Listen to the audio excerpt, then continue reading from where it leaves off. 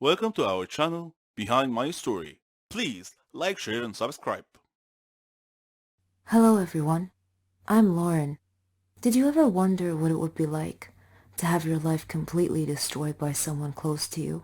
Ever thought about what you would do then? I didn't have time to think, because that's exactly what happened to me. It all started 2 years ago. I lived a quiet life with my mom and dad and my sister. I loved my family.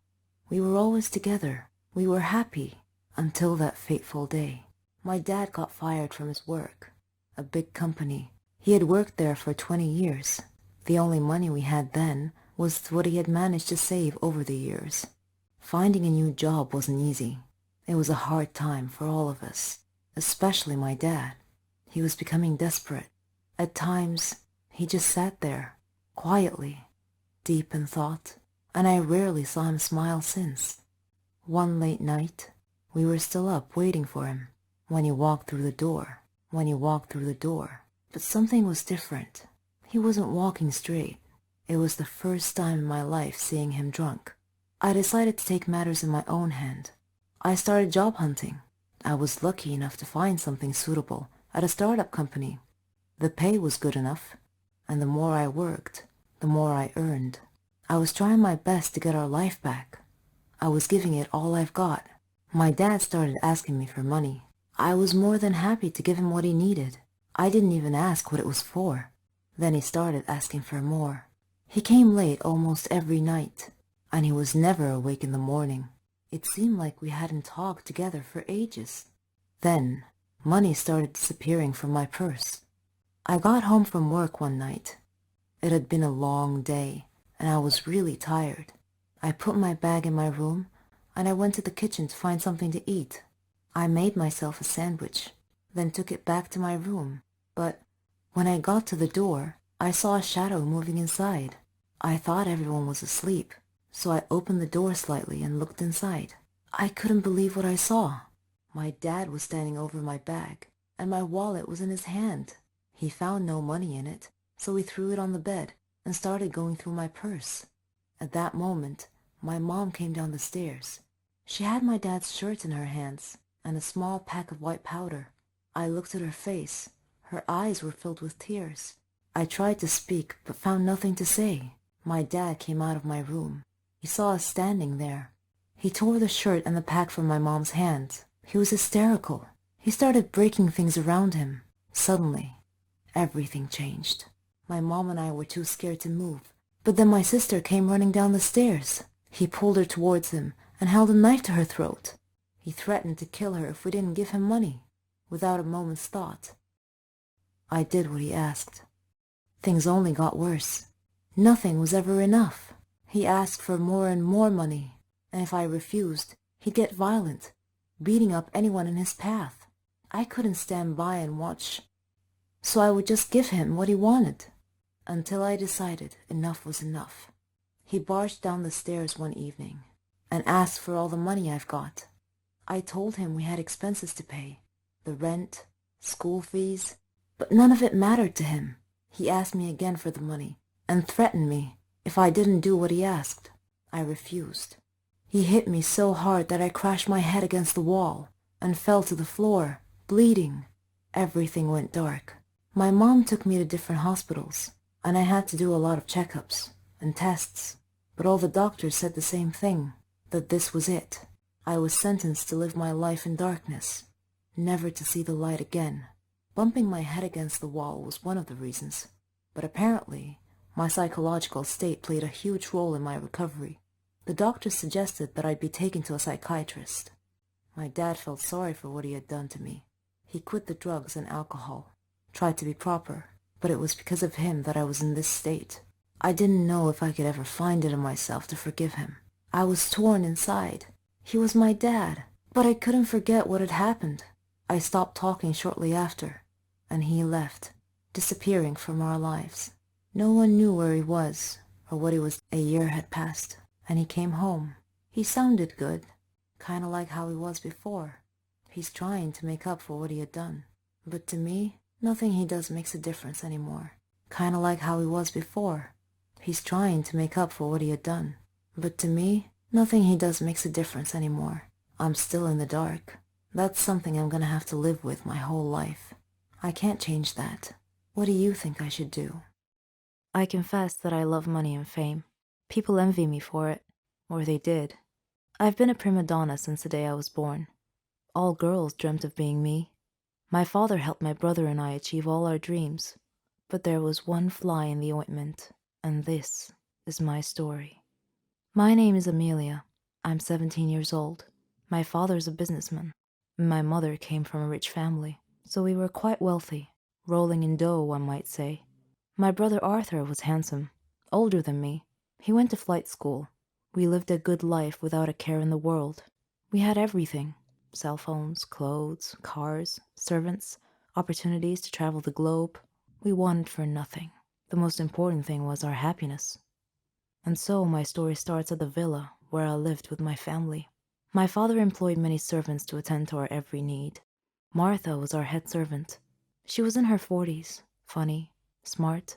Arthur and I loved her. Oddly, we didn't view her as a servant because she took such good care of us. Mother didn't seem to like her for some reason and was always mistreating her. Father, however, adored Martha. Once I left my iPod in the garden and I was going to get it. On my way to the garden, I passed by Father's office, so I decided to go and talk to him. He was at his desk, and Martha was standing next to him, crying. I figured it was because Mother had mistreated her again. Father saw me standing there, and he asked me why I was still awake, and I told him about my iPod. I didn't think much of it at the time. As time passed, Mother and Martha's disputes became more frequent every day. Father wasn't home a lot, but whenever he came home, he would always ask about Martha first. One time, when this happened, I noticed that Mother glared at Father.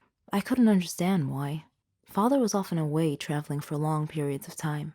One of those times, I noticed that Martha was always tired because Mother was making her work very hard. Mother never let her relax.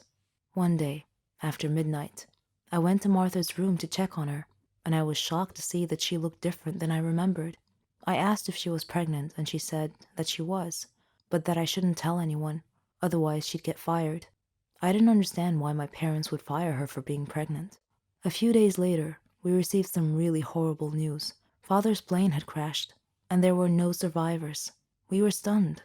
All of us were crying, but Martha was crying especially hard. Suddenly, Martha fainted, and we took her to the hospital. Our life had changed overnight. After the funeral, Father's lawyer called us about Father's will. He came to our home and met my mother, Arthur, me, and Martha, and 2 other servants. The lawyer began reading the will. He started with Mother's inheritance, then mine, then Arthur's, and then Martha's. He looked at Martha, cleared his throat, and said in a quiet voice, "Martha, the deceased has left you 10 million to raise your child." The lawyer read the last line of Father's will, which said, "Martha's child is mine." We all gasped, but Mother suddenly lost it. Enraged, she attacked Martha as the lawyer pulled Mother away from her. Arthur was holding his head in his hands, and I was shocked. I said to Martha, "How dare you? How dare you do this to us? This is our money. You don't deserve any of it." Then I spoke to the lawyer. "Please tell me this isn't true."